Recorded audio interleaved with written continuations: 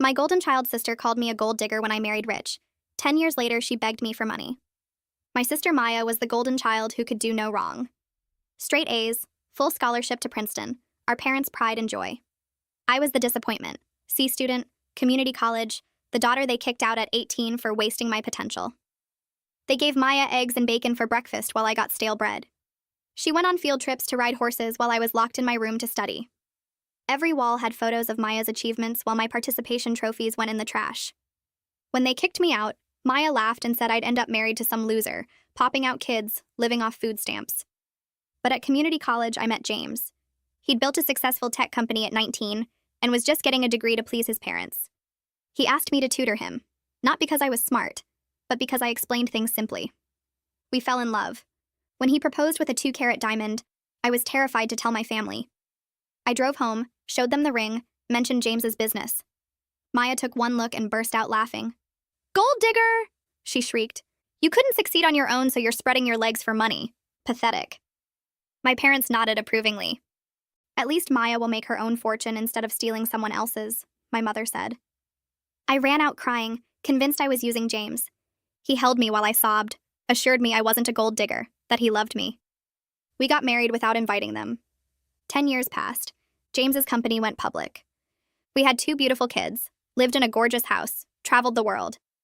I hadn't spoken to my family once until my phone rang last week. Maya. "Hey sis, how's the trophy wife life?" I almost hung up, but curiosity won. "What do you want, Maya?" Her voice changed, suddenly desperate. "I need money, just a small loan, like 50,000. I laughed. "You called me a gold digger and now you want my husband's money?" "Look, I know what I said was harsh, but you are a gold digger. That's literally your husband's money, not yours. So stop being petty and help your sister." The audacity floored me. "Maya, you have a Princeton degree. What happened?" She went quiet, then admitted she'd been fired from her 3rd job for embezzlement. No one would hire her. She was living in her car.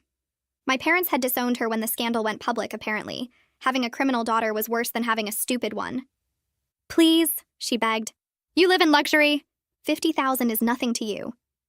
I told her I'd think about it and hung up, but I wasn't going to let this go. I had my own money. James gave me generous monthly allowances that I'd saved for years.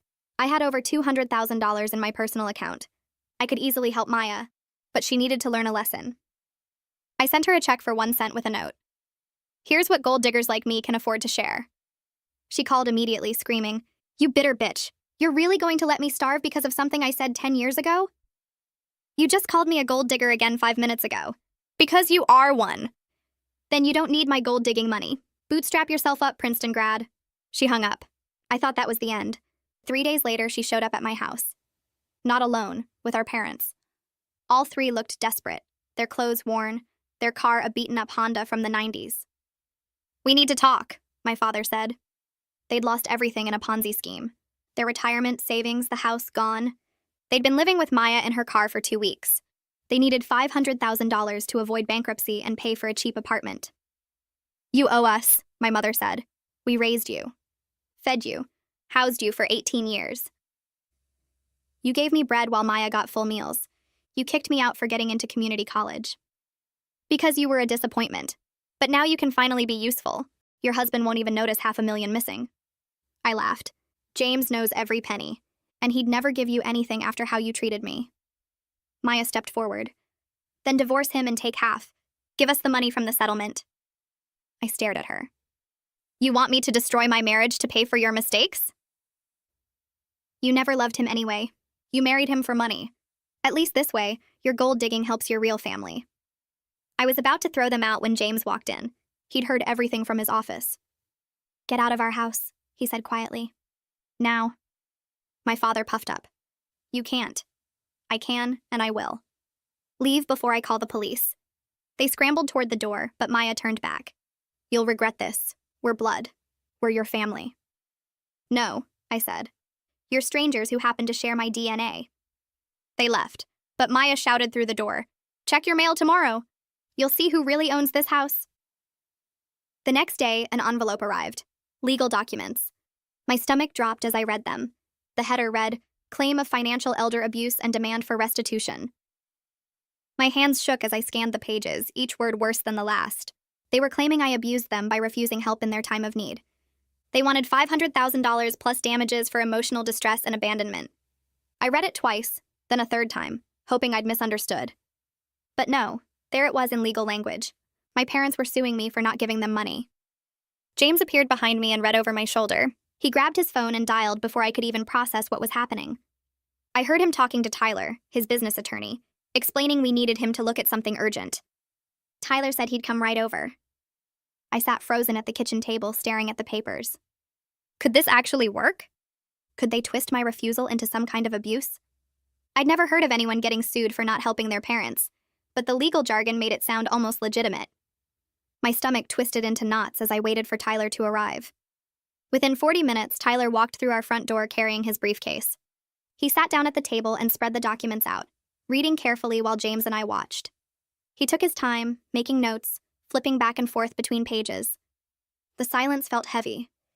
Every few minutes, he'd shake his head slightly or tap his pen against the paper. Finally, after what felt like forever, he looked up at us. His expression was angry in a way I'd never seen from him before. Tyler explained that the claim was completely worthless. Adult children have zero legal obligation to financially support their parents. Refusing to give money isn't abuse, not even close. This was pure intimidation, an attempt to scare us into settling. He said these kinds of lawsuits pop up sometimes when desperate people hire cheap lawyers who'll file anything. But then his expression got serious. He warned us that even though the lawsuit was garbage, we still had to respond properly. Ignoring it could cause problems down the line. We needed a specialist, someone who dealt with family law and toxic dynamics. He knew just the person. Her name was Harmony Evans, and she handled cases exactly like this one. I called Harmony's office as soon as Tyler left. Her assistant scheduled me for first thing the following morning. That night, I barely slept, going over everything in my head. I gathered all my documentation. The recording of Maya's phone call where she called me a gold digger. Photos I'd taken of them at our door looking desperate.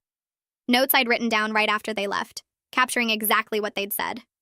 I even dug up old photos from childhood, the ones showing Maya's achievements covering every wall while my stuff went in the trash. Harmony's office was downtown in a tall glass building. I rode the elevator to the 12th floor, clutching my folder of documents. The receptionist led me to a conference room where Harmony was waiting. She was younger than I expected, maybe late 30s, with sharp eyes that seemed to see right through people. I sat down and started explaining everything. She listened without interrupting, taking notes on a yellow legal pad. When I described the different breakfasts, the locked room, being kicked out at 18, her pen paused. When I mentioned Maya's gold digger comments and their suggestion I divorce James for settlement money, her expression hardened. Harmony explained what she thought was happening. My parents were desperate and willing to try anything. This lawsuit was their pressure tactic. They hoped I'd pay them to make it go away rather than deal with the hassle and embarrassment of fighting it. She'd seen this exact pattern before with families who scapegoated one child. That child grows up, becomes successful, and suddenly the family who treated them like garbage expects rescue. When rescue doesn't come, they try legal threats. She said we had options, but first we needed to know the truth about their financial situation. Were they really broke? Or were they hiding assets while pretending to be destitute? We decided to hire a private investigator. Harmony knew someone good, a former forensic accountant named Nathaniel Santos, who specialized in tracking hidden money. She'd call him today and get him started on my parents' finances. We needed to verify the Ponzi scheme story, check if they really lost everything, see what assets they actually had. Meanwhile, she'd start drafting our response to the lawsuit. I felt guilty about spending money on investigators and lawyers for something this stupid. James squeezed my hand and said this wasn't stupid. This was protecting our family from people trying to manipulate us. We had to do it right. 3 days crawled by while Nathaniel dug into my parents' financial records. Harmony kept me updated on the legal response she was preparing. I tried to focus on normal life, taking care of the kids, but my mind kept wandering back to the lawsuit. What if they found some loophole? What if refusing to help your parents actually was illegal somehow? Then Nathaniel called Harmony and asked us both to come to her office. He had findings to share. We sat in the same conference room while Nathaniel pulled up spreadsheets on his laptop. The Ponzi scheme was real, he confirmed. My parents had invested $80,000 and lost it all when the scheme collapsed. But that was it. Just $80,000. They'd claimed they lost everything, their entire retirement, all their savings, the house. Complete lies. They still owned their house free and clear, worth about $400,000 in the current market. They had retirement accounts totaling another $350,000 that they hadn't touched. They had savings accounts with $45,000. They weren't destitute. They weren't even close to broke. They'd lost money, sure, but they had plenty left. They were just unwilling to use their own assets and wanted to squeeze me instead. Then Nathaniel dropped the bigger bomb about Maya. Her embezzlement case was worse than she'd admitted. She hadn't just been fired. She'd stolen $200,000 from her employer over 2 years, feeding a gambling addiction nobody knew about. She'd been caught when an audit flagged irregular transactions. The company had her dead to rights with evidence. She'd faced serious prison time, but her lawyer cut a deal. She'd pay back every penny on a strict schedule and accept permanent probation. If she missed a single payment or got in any trouble, she'd go straight to jail. That's why she was desperate for money. Not just to survive, but to keep herself out of prison. I stared at Nathaniel's report while Harmony started pulling up legal templates on her laptop. She worked fast, typing sections of our response while explaining what she was doing. The document took shape over the next hour, a formal legal response that tore apart every claim my parents made. She included copies of Nathaniel's findings showing their actual assets and Maya's real criminal situation. Then she added something that made my stomach hurt. She attached copies of old report cards showing the different treatment Maya and I got, medical records from when I'd shown up at the school nurse with bruises from being locked in my room, even my old guidance counselor's notes about suspected neglect. I didn't know those records still existed. Harmony said she'd requested them from my old school district as part of building our case. Seeing it all written down in official documents made it feel more real than my own memories did.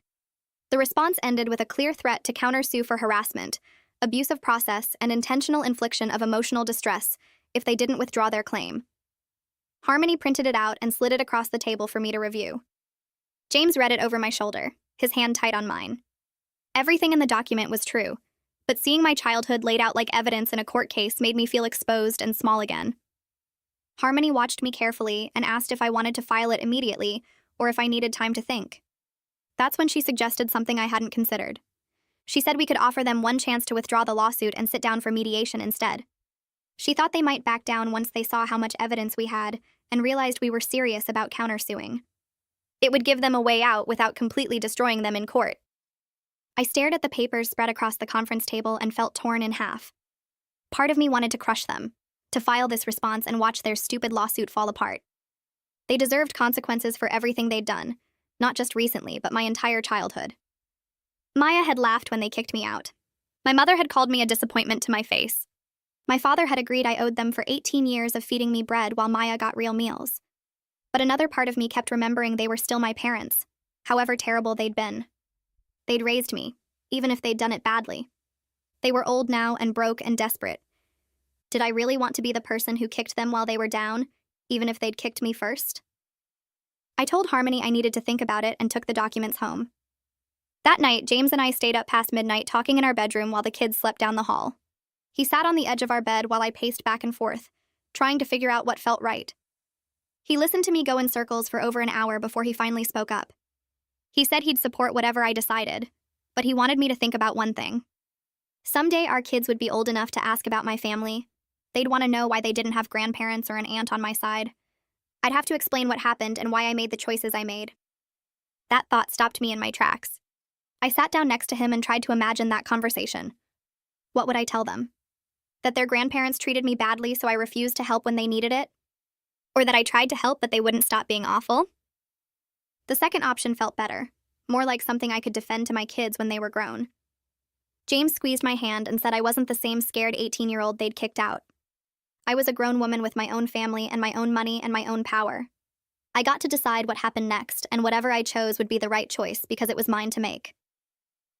The next morning, I called Harmony and told her I wanted to offer mediation.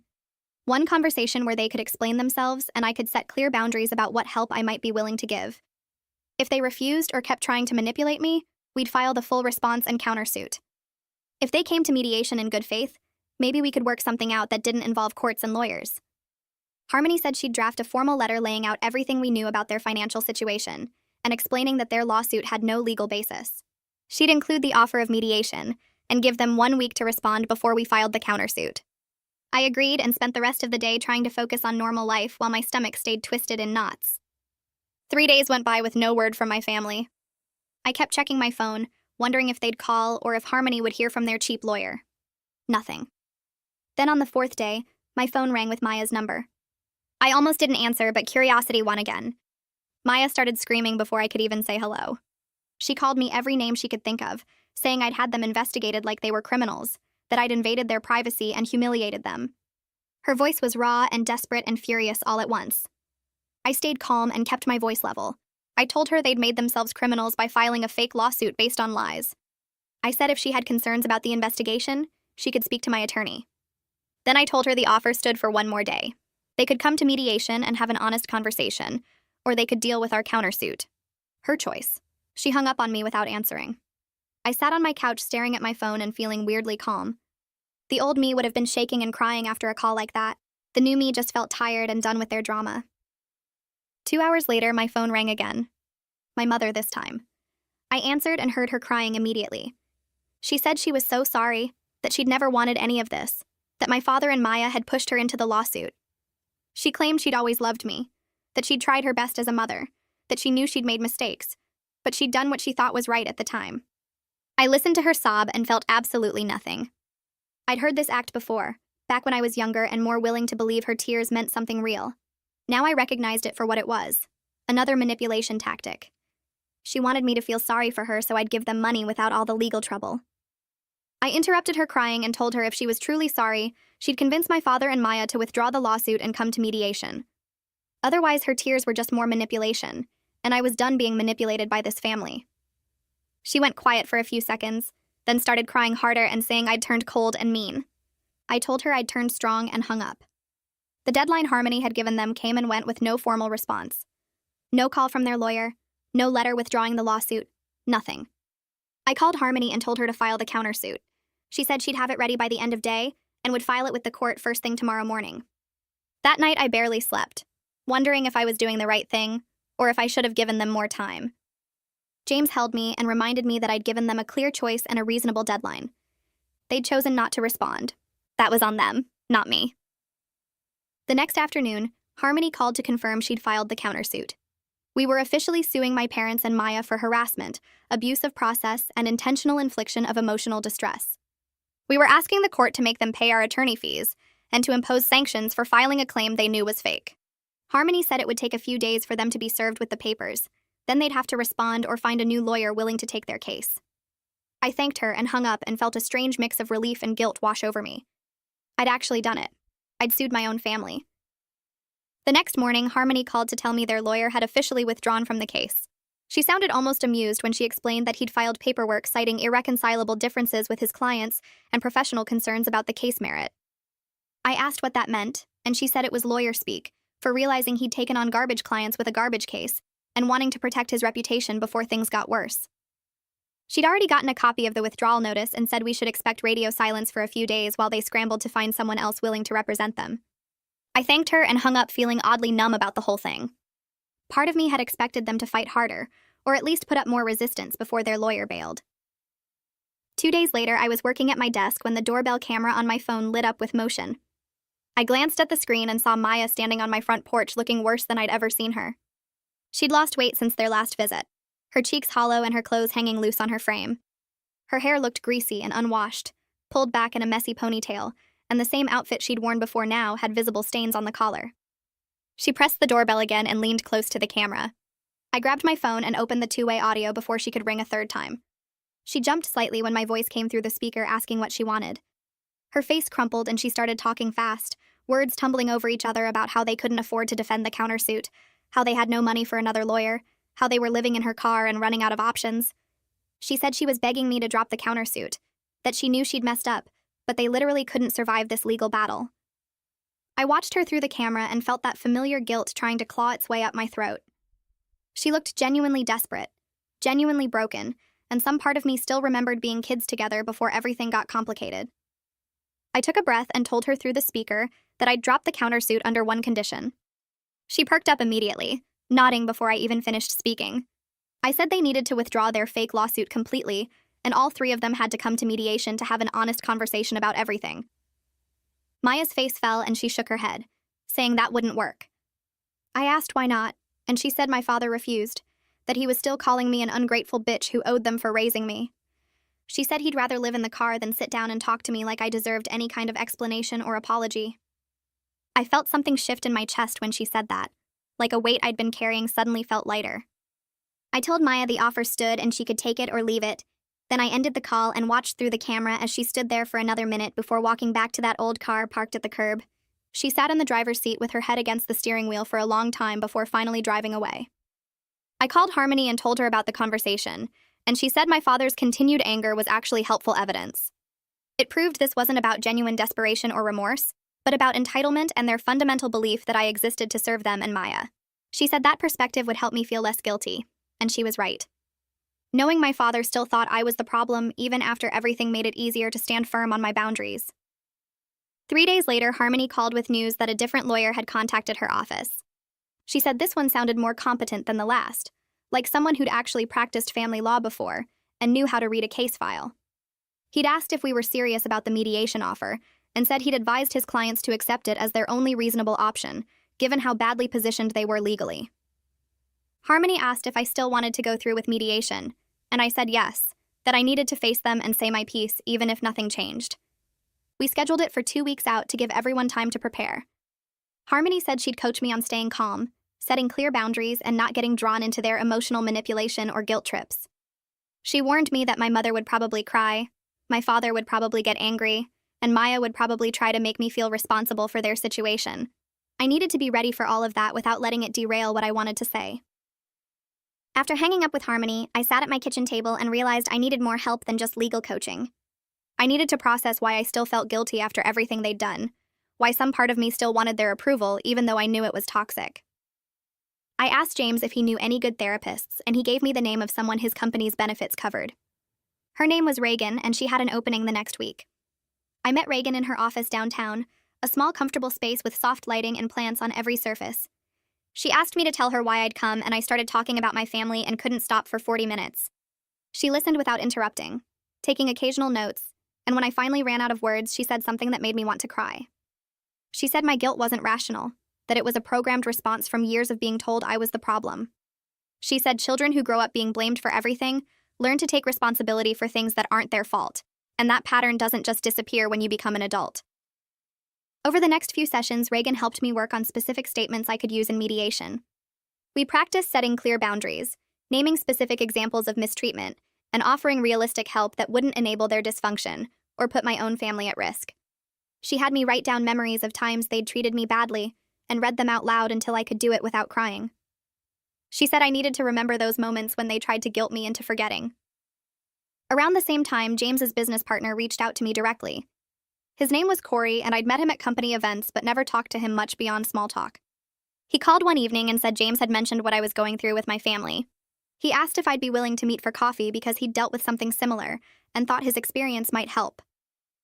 We met at a cafe near his office, and he told me about his own toxic family, how they'd treated him like garbage growing up, and then expected him to support them financially once he became successful.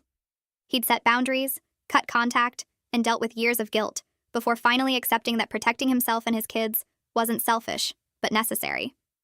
He said watching me go through the same thing reminded him how hard it was to stand firm when everyone told you family was supposed to matter more than anything. His perspective helped more than I expected because he understood the specific guilt of having resources while family members struggled, even when those family members had caused their own problems. The night before mediation, I barely slept. I kept running through every possible scenario in my head, imagining what they'd say and how I'd respond. I practiced my statements from therapy, rehearsed my boundaries, and tried to prepare for whatever emotional manipulation they'd throw at me. Around 3 a.m, James found me sitting in the living room staring at nothing.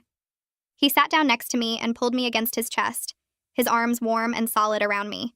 He said I wasn't the scared 18-year-old they'd kicked out anymore. I was a grown woman with my own family and resources, and I got to decide what happened next. He said no matter what I chose to do in that mediation room, he'd support me completely. I fell asleep there on the couch with his arms around me and woke up feeling more ready to face them than I'd felt in weeks. The mediator's office sat on the 3rd floor of a gray building downtown, and James held my hand in the elevator as we rode up together. My stomach twisted tighter with each floor we passed. The doors opened into a narrow hallway with beige carpet and fluorescent lights that buzzed overhead. Harmony walked ahead of us, her heels clicking against the floor, her leather briefcase swinging at her side. She'd already explained that she'd be present but wouldn't speak unless I needed her to step in. This was my chance to face them on my own terms, with professional support backing me up. We reached the door marked Mediation Services, and Harmony pushed it open. The waiting area was small, just a few chairs and a water cooler, and my family was already there. Maya sat hunched in the corner chair, her arms wrapped around herself, staring at the floor. She'd lost even more weight since I'd last seen her, her cheeks hollow, her clothes hanging loose on her frame. My mother perched on the edge of another chair, twisting a tissue in her hands, her eyes red and puffy. My father sat across from them with his arms crossed over his chest, his face set in that familiar expression of barely contained anger that used to make me hide in my room as a kid. None of them looked up when we walked in.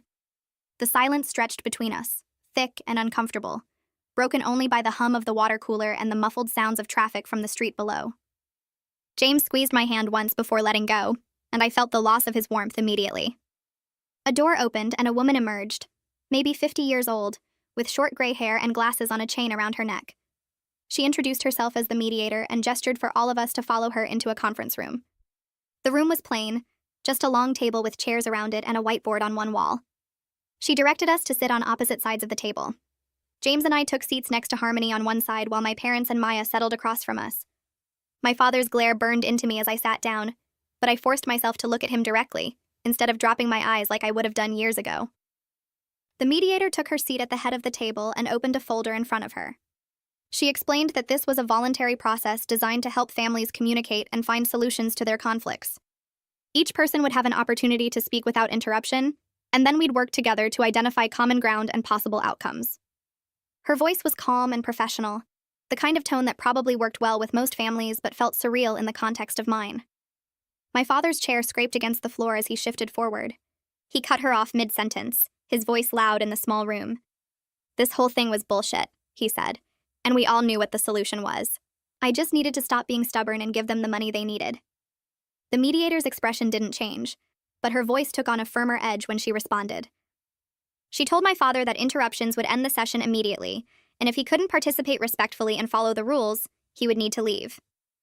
My father's face flushed red and his mouth opened like he was about to argue, but then he seemed to realize she meant it. He sat back in his chair with a grunt, his arms crossing over his chest again, his jaw clenched so tight I could see the muscles working. Maya still wouldn't look at me, just picked at her fingernails with intense focus. My mother dabbed at her eyes with the tissue, making small sniffling sounds. The mediator turned to me and asked if I was ready to speak first. My hands shook as I pulled out the notes Reagan and I had prepared, the paper crinkling in my fingers. I started reading, my voice quiet at first but growing steadier as I went. I described specific memories from childhood, the kind of details that were burned into my brain even though I'd tried to forget them for years. How they gave Maya eggs and bacon every morning while I got stale bread and sometimes not even that. How Maya went on the school field trips to ride horses and visit museums while they locked me in my room to study, claiming I needed more discipline because I wasn't as smart as my sister. How every wall in our house displayed Maya's achievements, her report cards and certificates and trophies, while my participation ribbons went straight into the trash. How they told me I was wasting my potential when I got into community college. How they kicked me out at 18 with nothing but a garbage bag of clothes and $200. My voice cracked when I got to that part, but I kept reading. I described Maya laughing at me, telling me I'd end up married to some loser and living off food stamps. I described how they'd approved when she called me a gold digger, how my mother had said at least Maya would make her own fortune instead of stealing someone else's. How I'd run out of their house crying, convinced I was a terrible person for falling in love with James. I looked up from my notes and met my mother's eyes across the table. I told them about the 10 years of peace I'd had without their toxicity in my life. How I'd built a family with James, how we'd raised 2 beautiful kids who would never know what it felt like to be treated as less than their sibling. How their recent behavior, showing up at my house demanding money and then filing that ridiculous lawsuit, had proved that nothing had changed. They still saw me as a disappointment who only existed to serve them and Maya. My mother's mouth opened like she wanted to interrupt, words forming on her lips, but the mediator held up one hand and shook her head. Maya's fingernails were bleeding now from how hard she'd been picking at them, little spots of red on her cuticles. My father's face had gone from red to almost purple, a vein throbbing in his temple, but he stayed quiet. I could see how much effort it took him to keep his mouth shut, his whole body rigid with the strain of it. I finished reading my notes and set the paper down on the table, my hands still trembling but my voice steady. The mediator thanked me and made a note in her folder. She turned to my mother and asked if she was ready to speak. My mother immediately burst into fresh tears, her whole body shaking with sobs that seemed too dramatic to be completely real. She said through her crying that she'd done her best as a mother, that raising 2 daughters had been hard and she'd made mistakes, but she'd always tried to do what was right. They'd been harder on me because they thought I needed more discipline, she said, because Maya was naturally gifted, and I needed more structure to reach my potential. She insisted they'd loved us equally, just showed it in different ways, and she was sorry if I'd misunderstood their intentions. The mediator's expression remained neutral, but I saw skepticism in her eyes, the way she glanced at her notes and then back at my mother. Even a stranger could see through the excuses. My mother kept crying, kept talking about how difficult everything had been for them, how they'd lost everything in the Ponzi scheme and needed help from family. She made it sound like their financial crisis was somehow my fault for not preventing it, like I should have been there to protect them from their own bad decisions. The mediator nodded and turned to Maya, asking if she wanted to add anything. Maya finally looked up from her bleeding fingernails, her eyes meeting mine for the first time since we'd entered the room. To my surprise, she actually acknowledged some of what she'd done. She admitted she'd been cruel about James, that calling me a gold digger had been wrong. She said she'd been jealous of my happiness when her own life was falling apart after the embezzlement scandal. But even as she admitted these things, she framed them as understandable given her stress, given how hard everything had been for her. It wasn't really an apology, just an explanation that somehow made her behavior seem justified. She said she'd been under so much pressure, facing criminal charges and losing everything, and seeing me living in luxury had made her angry. Like my happiness was somehow an insult to her suffering. She didn't seem to understand that she'd created her own problems by stealing from her employer, that her gambling addiction and her choices had led to her current situation. The mediator made more notes, her pen scratching across the paper. My father's turn came and he refused to apologize for anything at all. He said he'd raised me with a roof over my head and food in my stomach, and I was being dramatic about normal parenting. Lots of parents were stricter with one kid than another, he said, and that didn't make it abuse. He'd worked hard to provide for his family, and I should be grateful instead of complaining about getting bread instead of bacon. He said I owed them for 18 years of care, that children had a responsibility to help their parents in times of need, and refusing to give them money now was selfish and cruel. His voice got louder as he talked, his anger building with each word, but he managed to keep it just below the level that would get him kicked out. He pointed his finger at me across the table and said I'd always been ungrateful, always acted like the victim when really I was just lazy and unwilling to work as hard as Maya. The mediator let him finish and then asked him firmly to lower his voice and stop pointing. He sat back with a huff, his arms crossing again, but I could see the satisfaction in his eyes. He thought he'd made his point, thought he'd put me in my place like he used to when I was a kid. The mediator looked at each of us in turn and asked what outcome we wanted from this mediation. My parents and Maya answered almost in unison, their voices overlapping. Money. They wanted money. $500,000 would solve all their problems, would let them pay off their debts and get an apartment and start over. They talked about it like it was simple math, like my bank account was just sitting there waiting to solve their crisis. My father added that it was the least I could do after everything they'd done for me, after raising me and putting up with my attitude all those years. My mother nodded along, still crying, still playing the victim. Maya just stared at me with this desperate, angry look, like she couldn't believe I was making them beg.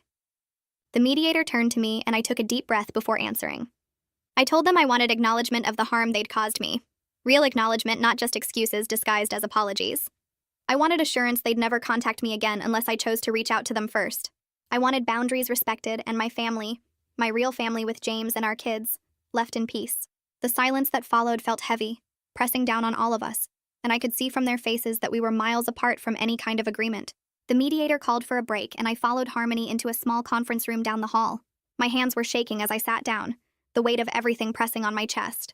Harmony closed the door and pulled her chair close to mine, her expression serious but kind. She reminded me that I didn't owe them anything. Not legally, and not morally either. Whatever I chose to offer should be because I wanted to, not because I felt obligated or guilty about their situation. She said my family had spent years making me feel responsible for their happiness, and that pattern was showing up again right now in this mediation. I nodded, trying to absorb her words even though part of me still felt like the scared kid who got bread while Maya got bacon. Harmony asked what I actually wanted to do, not what I thought I should do or what would make them stop hating me. I took a deep breath and told her I wanted to offer something small, enough to show I wasn't completely heartless but not enough to enable their dysfunction, or make them think I'd cave to pressure. She asked how much and I said $50,000 one time, with conditions attached. Harmony made notes and said we could make that work, that we'd need ironclad language about the no-contact provision and acknowledgement that this was a gift, not an obligation. We spent another 10 minutes planning exactly how to present the offer, and then we walked back into the mediation room. My family looked up when we entered, their faces showing different versions of hope and desperation. The mediator asked if I was ready to continue, and I said yes. I looked across the table at my parents and Maya, and I stated my offer clearly. I would give them $50,000 total, one time only, with specific conditions that had to be met. They must withdraw their lawsuit immediately and sign an agreement to never contact me again, unless I reached out to them first. They also had to acknowledge in writing that I didn't owe them anything beyond this voluntary gift, that this money was my choice and not a legal or moral obligation. My father's face turned red before I even finished talking. He exploded out of his chair, his voice getting loud as he called me vindictive and cruel for offering so little when I had so much. He said I was rubbing my wealth in their faces, that $50,000 was pocket change to someone living in my house and driving my cars. Maya joined in immediately, her voice sharp and angry as she said $50,000 wouldn't even cover her restitution payments to her former employer. She said I knew exactly how much she owed and I was deliberately offering less just to watch her suffer. My mother just cried, her shoulders shaking as tears ran down her face, and I recognized it now for what it was. The manipulation tactic she'd used my whole childhood whenever she wanted me to feel guilty for existing. I stayed calm even though my heart was pounding. I told them this was my only offer, take it or leave it. They could accept my terms, or we could proceed with the countersuit, which would cost them even more in legal fees and likely result in sanctions from the judge for filing a baseless claim. Their choice, but I wasn't negotiating or changing the amount. My father started to argue again, but their attorney put a hand on his arm and asked to speak with them privately. The mediator directed them to another conference room, and I watched them file out, my father's face still red with anger, Maya's expression resentful, my mother still crying into a tissue. Harmony squeezed my hand under the table and told me I was doing great, that holding firm was exactly the right move. We sat in silence for 20 minutes, and I tried not to imagine what they were saying in that other room, whether they were cursing me or finally facing reality. When they came back, my father wouldn't look at me at all. Maya looked resentful, her jaw tight and her eyes hard. My mother was still crying, but she nodded when their attorney said they would accept my terms. The attorney looked tired, like he knew his clients were making the best of a terrible situation they'd created for themselves. We spent the next hour working out the exact language of the agreement, with both attorneys going back and forth on specific phrases. Every detail mattered, and Harmony was careful about each word. The no-contact provision specified that they couldn't call, text, email, visit, or contact me through third parties. The acknowledgement stated clearly that the $50,000 was a gift, not a legal obligation or admission of any duty to support them. The clause about disparaging me to others meant they couldn't trash-talk me to relatives, friends, or on social media without violating the agreement. My father huffed and complained about the restrictions, but their attorney kept telling him this was the deal, and he needed to accept it, or walk away with nothing. Maya stared at the table the whole time, picking at her fingernails until they looked raw. My mother kept wiping her eyes, but I noticed the tears had mostly stopped now that they were getting money. The mediator made sure everyone understood each provision, asking questions to confirm comprehension, and finally both attorneys said the language was acceptable. Everyone signed the agreement, 4 copies total, so each party and each attorney had one. My hand was steady as I wrote my signature on each page, initialing the margins where required. Then I pulled out my checkbook from my purse and wrote a check for $50,000 from my personal account, the one James had helped me build with his generous allowances over the years. I dated it and signed it carefully, then handed it to Harmony. She explained to everyone that she would hold it in escrow until their lawsuit was formally withdrawn and all paperwork was filed with the court. Once the judge signed off on the dismissal, she would release the check to their attorney. My father grumbled that he wanted the money now, but their attorney told him that's not how escrow works, and he needed to be patient. The mediator thanked everyone for their cooperation and said she hoped this resolution would bring peace to the family. I almost laughed at that, but I kept my expression neutral. As we were leaving the mediation office, Maya caught me in the hallway while everyone else was gathering their things. She stepped close and whispered that she hoped I could live with myself, abandoning my family when they needed me most. Her breath smelled stale, and I could see how thin she'd gotten, her clothes hanging loose on her frame. I looked her right in the eyes and told her I wasn't abandoning them. I was protecting myself from people who never treated me like family, who kicked me out at 18 and laughed at my husband and only called when they wanted money. She flinched like I'd slapped her, but she didn't say anything else, just turned and walked away down the hall. I watched her go, her shoulders hunched and her steps slow, and I felt something like pity mixed with relief that I'd never have to do this again. My mother tried one last guilt trip as we reached the elevator. She touched my arm gently and said she was sorry things turned out this way, that she wished we could have a real relationship like mothers and daughters should. Her voice was soft and sad, the same tone she used to use when she wanted me to apologize for something Maya had done. I pulled my arm away and told her she had 18 years to build a real relationship with me, and chose not to. This outcome was the consequence of her choices, not mine. She started crying again, but I stepped into the elevator with Harmony and let the doors close. Through the narrowing gap, I could see my mother's face crumple, but I didn't feel the guilt I expected. I just felt tired and ready to go home. My father didn't say anything at all during the whole goodbye process. He just stood near the exit door and glared at me with pure hatred in his eyes. I met his gaze and realized something surprising. He would probably hate me forever, and I was okay with that. His approval had stopped mattering years ago, back when he kicked me out and told me I was wasting my potential. I'd built a good life without his approval, and I didn't need it now. Harmony and I walked to our cars, and she told me I'd handled everything perfectly, that she was proud of how I stood my ground. I thanked her and drove home, my hands steady on the wheel, feeling lighter than I had in weeks. 2 weeks dragged by while I checked my phone every few hours, waiting for Harmony to call with an update. When her name finally lit up my screen, I grabbed it so fast I almost dropped it. She told me the court had processed everything. Their lawsuit was officially withdrawn, our countersuit was dismissed, and the agreement was filed with the county clerk. The check had been released from escrow that morning. It was done. I thanked her and hung up, then sat on the couch staring at nothing while my hands shook. James found me there 20 minutes later and asked if I was okay. I told him I didn't know how to feel.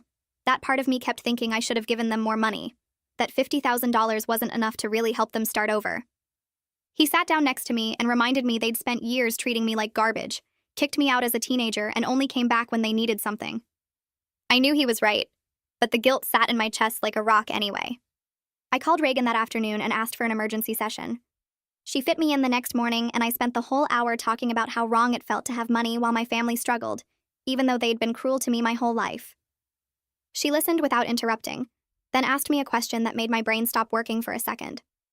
She wanted to know if I would have felt guilty refusing to help a stranger who treated me the same way my family had. I opened my mouth to answer and realized I wouldn't, that I'd tell a stranger to leave me alone without a second thought. Reagan nodded and explained that my family had programmed me to feel responsible for their problems, that they'd spent my whole childhood making me believe I owed them something just for existing. She said setting boundaries with toxic people wasn't cruel, it was healthy, and giving them $50,000 was more generous than they deserved given their behavior.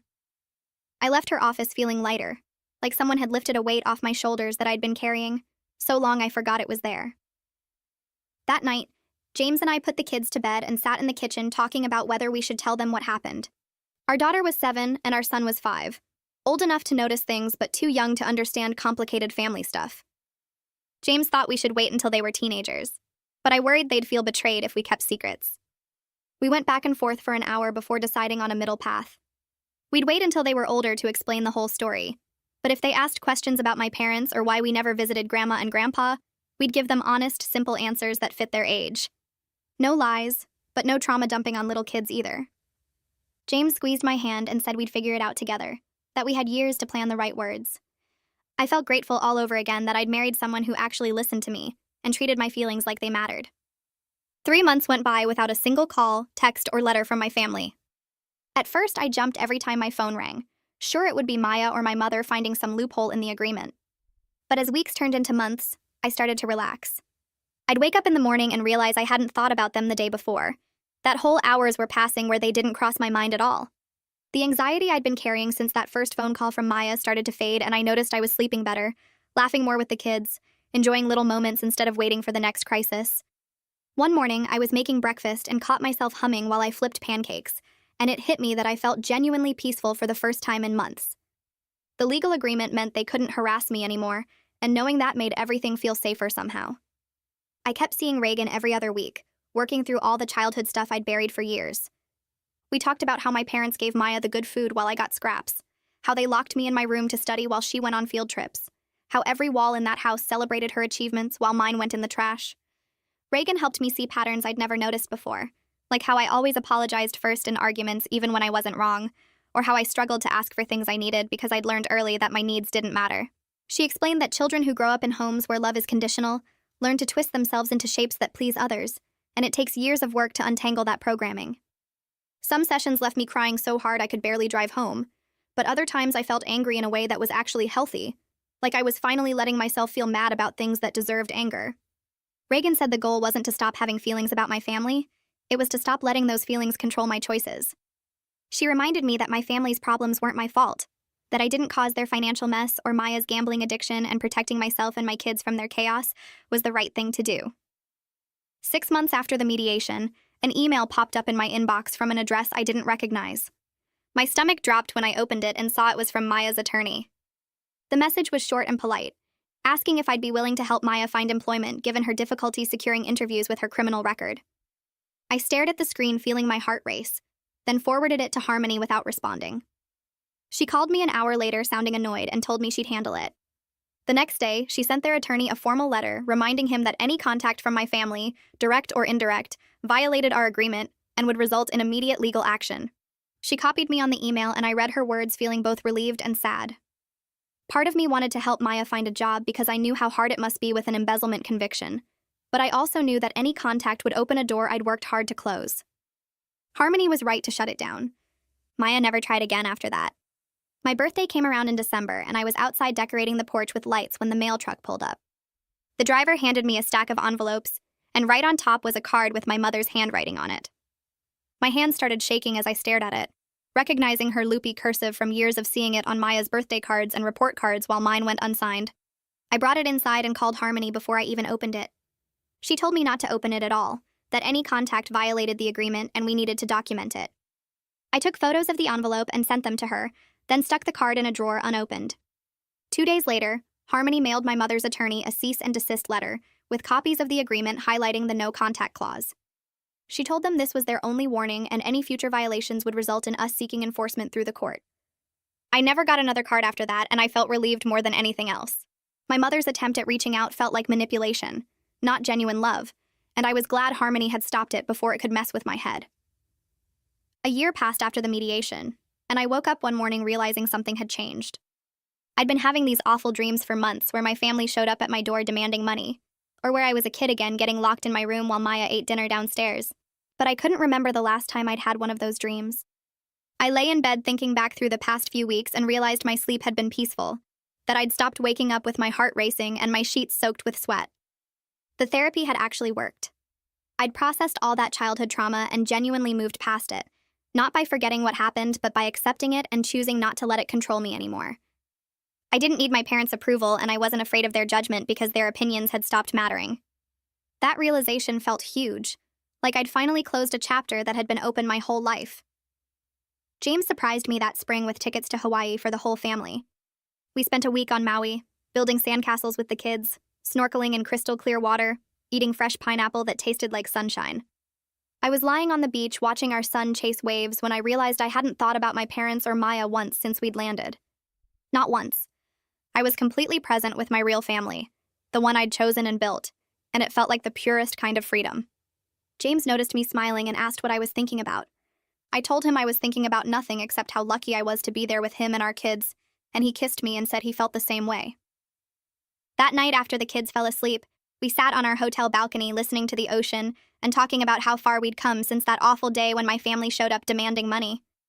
We'd protected our peace, set healthy boundaries, and created a life full of love and stability.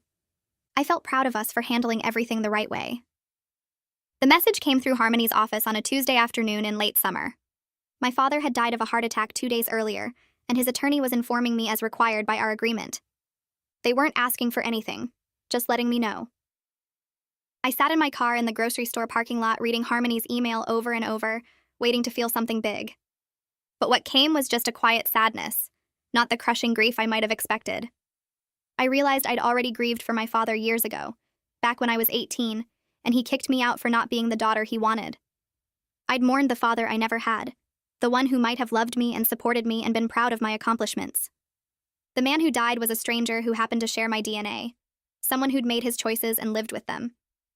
I felt sad that he'd died angry at me, that we'd never had a real relationship, but I didn't feel devastated. I called James and told him the news, and he asked if I wanted to go to the funeral. I thought about it for maybe 30 seconds before saying no, that I'd send flowers, but I wouldn't attend. He said that was completely reasonable, and he supported whatever I decided. I ordered a flower arrangement through an online service the next day, something simple and respectful. The florist asked if I wanted to include a card, and I typed out a brief message expressing condolences without claiming feelings I didn't have. When the delivery confirmation came through, I felt relieved that I'd acknowledged his death without compromising the boundaries I'd worked so hard to build. James asked if I was okay, and I told him honestly that I felt sad, but not devastated, that I'd already done my grieving years ago when I was accepted that the father I wanted would never exist. He squeezed my hand and said he understood, that grief didn't follow a script and I didn't owe anyone a performance. That conversation helped me realize I'd made the right choice, that protecting my peace wasn't cold or cruel, it was just honest. The funeral happened without me and nobody contacted me about it, which told me they understood the boundaries were real and permanent. 2 years slipped by faster than I expected. I joined a book club through our community center and made actual friends, women who knew me as myself and not as anyone's daughter or sister. I started volunteering at the local food bank on Saturday mornings, packing boxes and organizing donations, finding satisfaction in helping people without the complicated history that came with my own family. Our house became the place where neighborhood kids gathered after school, our kitchen always full of snacks and laughter. I hosted dinner parties where James and I cooked together while our friends sat around the island drinking wine and telling stories. I took a pottery class and discovered I loved working with clay, the quiet focus it required and the tangible results. My instructor said I had natural talent and encouraged me to enter a piece in the local art fair. I did, and it sold within an hour of the fair opening. That small success felt bigger than it should have because it was mine, something I'd created with my own hands and my own effort. I wasn't anyone's disappointment or anyone's trophy wife. I was just me, building a life filled with people who valued me for who I actually was. Our kids grew taller and more confident every day. They brought home good grades and stories about friends and complaints about homework that sounded so normal and healthy. I watched them navigate small disappointments without falling apart, saw them celebrate each other's successes without jealousy. James coached our son's soccer team and attended every one of our daughter's piano recitals, cheering louder than any other parent. He helped with homework at the kitchen table and read bedtime stories in different voices that made the kids giggle. When our daughter scraped her knee learning to ride her bike, James cleaned the wound gently while explaining how skin heals itself, turning a scary moment into a science lesson. Our son came home upset about a friend excluding him from a game, and James sat with him for an hour talking about feelings and friendship and how to handle conflict. I watched these interactions and felt something shift inside me, like an old wound finally closing. This was what family looked like when it worked right, when parents showed up and supported and loved without conditions or comparisons. My kids would never know what it felt like to be the disappointment, to eat stale bread while someone else got a full breakfast, to have their achievements thrown in the trash. They were growing up secure and loved, and that healed parts of me I didn't even know were still broken. Sometimes late at night when the house was quiet, I wondered about Maya and my mother. I imagined different scenarios, some where they'd found stability and some where they were still struggling. Part of me wanted to know if they were okay, if the money I'd given them had helped or if they'd blown through it quickly. But I never broke the agreement to find out. I'd learned through therapy and time that protecting my peace wasn't selfish, that I couldn't set myself on fire to keep other people warm. My peace was the foundation for everything good in my life, the stable ground that let me be a good wife and mother and friend. Without it, I had nothing to give anyone. So I kept the boundaries firm and focused on the family I'd chosen, the life I'd built brick by brick from nothing. James and the kids, my friends, my volunteer work, my pottery, the warm kitchen full of laughter. This was my real family now. I was happy in a way I'd never imagined possible back when I was 18, and scared and convinced I'd never amount to anything. I'd built something beautiful from the ashes of that old life, and I wasn't going back, not ever.